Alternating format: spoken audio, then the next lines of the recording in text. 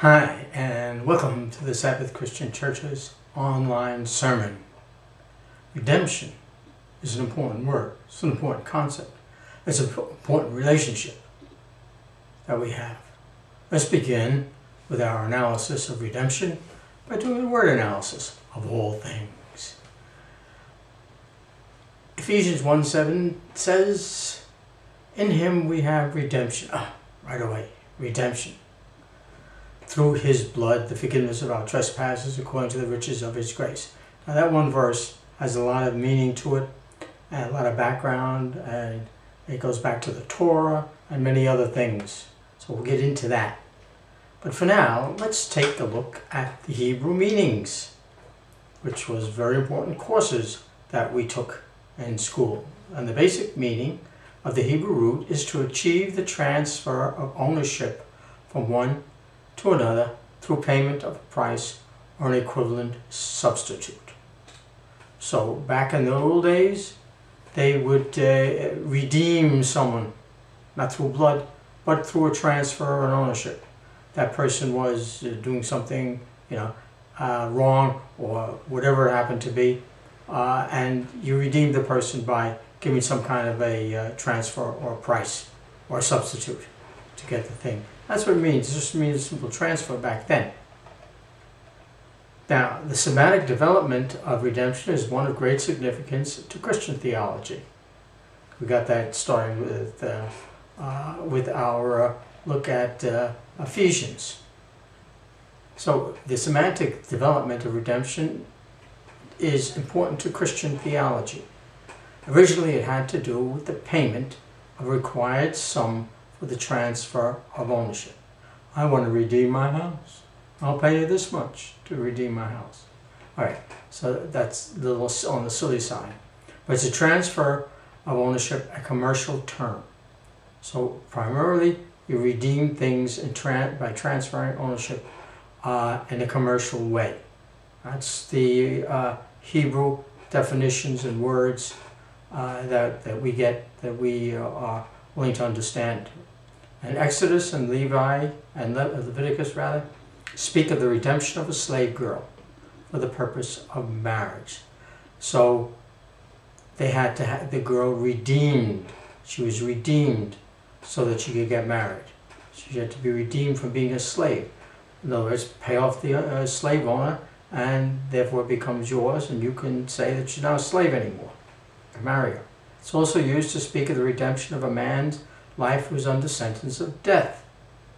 That's really more equivalent to the New Testament idea. We get it from the Old. I mean, none of the things that we get in the, with important exceptions, was under the sentence of death when Jonathan was going to be killed, and he was redeemed by the people of Israel. So here we go from something that has to do with a commercial term of ownership, from redeeming a slave girl and to redeeming the life of Jonathan. Now the word was given special significance by the Exodus. There's nothing, is one of the more fascinating things, how Israel was redeemed and all the things that God did. And of course it takes us back to the concepts of Noah again, who is a real basis for our understanding of God's relationship to us. So, yeah. Now God delivered Israel from the servitude of Egypt, because Egypt enslaved the people. Back in the first time that they were there, they were not enslaved. They were people of outside people living in Egypt. But over a period of time, they became enslaved. Now, when God delivered Israel from the servitude of Egypt, he did so at the price of the slaughter of all the firstborn in Egypt. Brings us back to Noah, doesn't it? There wasn't only the servitude of the firstborn of the people before the flood. It's all of them. But here's the firstborn.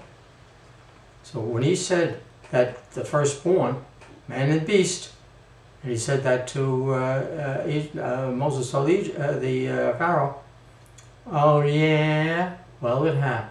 Firstborn, including the Pharaoh's son.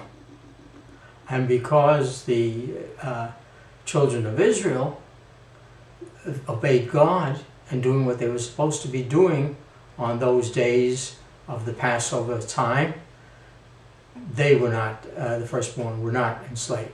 They were given a very special place. Consequently, the event was to be perpetually commemorated in Israel by the consecration of the firstborn man and beast to the Lord, the firstborn son. And this is the way it worked out even with Noah. His firstborn son was not consecrated as such, but was the one that carried on. Now, that which is holy to the Lord was not to be redeemed then. Later on, it's a different kind of story. The cow, the sheep, the goat.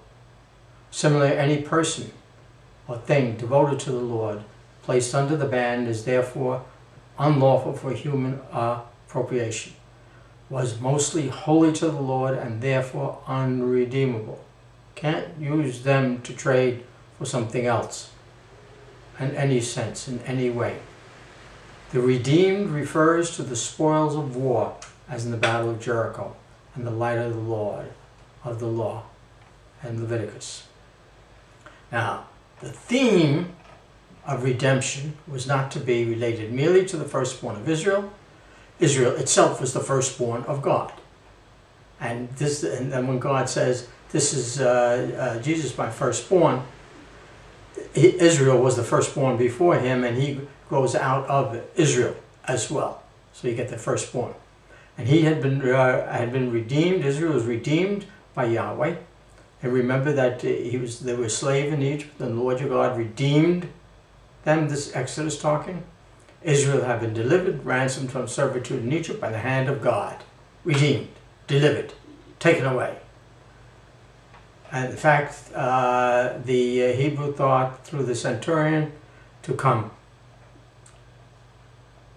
Now, Isaiah even saw God's calling of Abraham from Ur as a redemption, calling these people out. Noah as that God redeemed him. He didn't need to be redeemed in that sense, but God redeemed the human race. David affirmed that God could redeem him from all his adversities. Therefore, he could pray, redeem Israel, O my Father, O my God, he says, out of its troubles. The Psalms often speak of God's deliverance and the redemption of life from some danger or from the hand of human oppression. The greatest danger adversaries that man faces is death. The greatest danger, the shoal of the pit, as it's called. The psalmist gives poignant expression of man's inadequacy, but concludes that God's redemptive power is not limited, as we see with Egypt and other things. Now, interestingly, the remain for the complete revelation of the New Covenant. Unfortunately, the emphasis has become so dominant in Christian redemptive theology, there's a tendency to overlook the fact that the New Testament, as well as the Old, sees redemption or salvation in terms of a total human situation. We are what we are, and we're redeemed from our human situation. Luke says, and it explains that in Luke. The Psalm says, O Israel, hope in the Lord. With the Lord there is loving kindness. With him there is abundant redemption. And he will redeem Israel from all its iniquities. Two roots have to do with redemption by payment of a ransom, though it's suggested Jesus paid that ransom. Basically, it's associated with the family situation, sons of God. This is my firstborn, Israel, sons of God. Firstborn, Jesus. Hence the idea of acting as a kinsman to appease, to make an atonement, and the ransom paid to secure favor or reconciliation, as Jesus did. Amen. And thank you for watching and listening.